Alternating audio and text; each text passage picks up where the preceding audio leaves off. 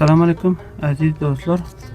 Aziz dostlar, sizlere bir dükkanı marifi edecek. Türkmen Fashion diyen dükkan dostlar. Varalım dükkanlarımızın yanına. Türkmen Fashion dükkanımızda näme zatlar barka.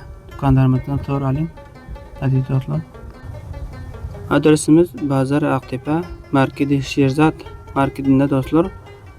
Türkmen Fashion garipyar dükkanından dostlar izlep bilirsinizler. Assalamu alaikum aziz dostlar. Mana bugün Türkmenin giyimlerinden, Türkmenin her bir zatlarını deneyeceğim. Mana görüyorsunuz dostlar, Türkmenin toffularından, yani pitelerinden, çırmalarına, bu zatlara yani gül yaka diyor. Yani gül yaka tenge şeklinde gül yakalarından yaxşı şeyipte gelen. Mana bular yaxşı yakalar taze geldi. Hayıtlar için inşallah amadalı aldık. Görün dostlar, mana her şey her renkte, yani her gülünde deyseniz mevcut amada. Mana bularım olsa dostlar keten diyor, yani ki yaka yanak, pite yanak bular alayda hat edip tutuluyor. Sonra dostlar yakadan her rakam yaka deyseniz, yani her şeyinde her gülünde deyseniz mevcut amada gelen.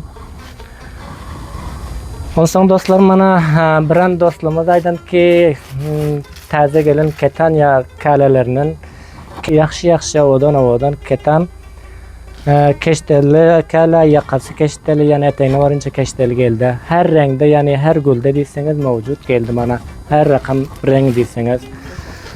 Mana brand dostlarımız hatlı ketanlardan hem deyiptiler keşteli. Mana bulardan hem geldi.